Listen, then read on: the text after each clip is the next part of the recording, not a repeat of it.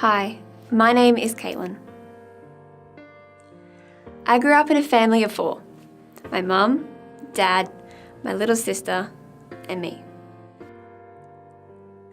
My father was an officer in the army, so we moved around a lot.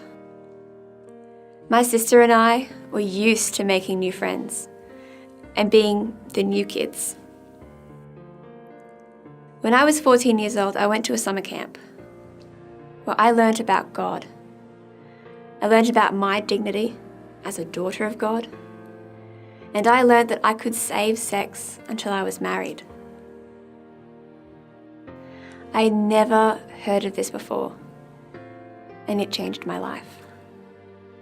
From that day, I promised I would respect myself and my future husband and save something special, such as sex, for the one man who was going to love me for the rest of my life. I began to think about the vocation of marriage a lot after making this choice. And I felt called to be a wife and a mother one day, whenever that day may be. When I was 16 years old, I met Matthew, a man who would change my life. We wanted to love and respect each other to the fullest. And so we decided to save sex until our wedding day. But at the end of high school, things went downhill for me.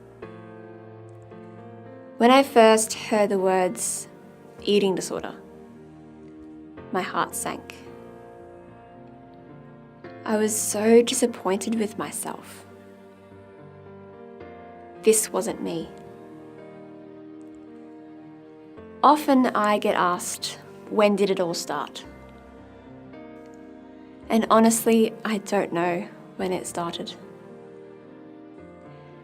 Looking back, it was always there, in the little nasty comments from friends and classmates, such as, "Make room for fatty. Wow, you're growing faster." I never realised these comments weren't normal.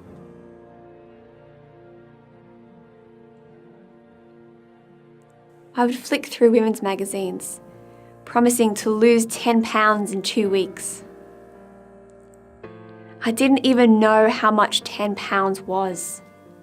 All I knew was that I was supposed to lose it. The stress of grade 12 took over my life. I began researching ways to lose weight so I could look stunning at my formal. I hardly ever saw my boyfriend Matthew, or even took a moment to have fun with my family. I began exercising every day before, during, and after school, and started dropping weight. My friends noticed, but instead of being worried, they encouraged me. I went deeper along this path of weight loss and quickly found myself in a place that I couldn't come back from. I would follow diet plans, exercise in secret, and my life revolved around what my next meal would be. I developed anxiety over what I ate, and soon I was suffering from anorexia. These voices in my head kept telling me that if I lost more weight, I would be more beautiful. What was so ironic was that I was chasing this idea of perfection with everything I had. Yet this perfection was fake, and I was becoming more and more lost. This was not how my body was supposed to function. Everything switched to survival mode. My interactions, thoughts, and emotions were all a response to what was happening around me. My sickness was dividing my family, my relationship with Matthew, and my relationship with God. I never lost my faith in God, but I was also doing a very good job of shutting him out.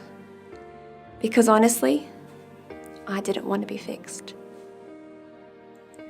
I was unable to see past what I had to look like. I had lost the light, the sparkle, and the joy in my life. But when I started to see the serious effects that being such an unhealthy weight was having on my body, I decided then and there to get better. I know my story may be very similar to other people you may know, or maybe even yourself. Young people, and particularly women, are constantly faced with the messages that they aren't good enough, they aren't beautiful enough, and that they just aren't enough the way they are. The way women are portrayed in movies, magazines, and advertising by the beauty industry wants women to feel less of themselves. This just makes it easier for them to sell their products to you. But we as daughters of God are not called to idolize what the world idolizes. We are called to love and honor God above all else. This is such a hard thing to do, especially in our world. I began to get better because of two things. Firstly, I knew who I was, a strong, powerful, and beautiful daughter of God, and I knew I was worth more. Secondly, I knew I could not do this alone. I needed God. Every morning, I read the scriptures, listening and attentive to God's word, and prayed with all my heart. This was my favourite time of the day. One morning, after about a month of praying, I found this in one of the readings in Matthew. "Courage, my daughter, your faith has made you well." This kept me going. I know now that I was never alone for a second of that journey. Jesus was walking beside me, guiding the right people to help me through it. I still have days of vulnerability, where I need to turn to God's truth to protect me from the messages that I see around me. It is in His perfect love that I know I am perfect. Along this whole journey, Matthew and my family stood by my side. Matt and I always knew we wanted to get married, and we still held the value of chastity for our future marriage. Our road to marriage was long, beautiful, and sometimes challenging. But we would not be the best friends now if we had not gone through those trials. Before I met Matt, I had discerned consecrated life. And Matt, whilst away on a year of mission, discerned priesthood. But we believed God has been calling us to marriage for a long time. On December 11, 2016, Matt and I became husband and wife. And we are so thankful we were able to stick to our values until our wedding day and be united, mind, body, and soul, with God's love. Our journey does not end there, and it will always continue. And like any trauma, some days I find it harder to block out the messages of this world, telling me that I'm not good enough. But thankfully, I have God, and I have a loving husband who will be with me on the journey. Anne Vascomp, in her inspiring book, The Broken Way, sums it up beautifully. Time never heals wounds like God does.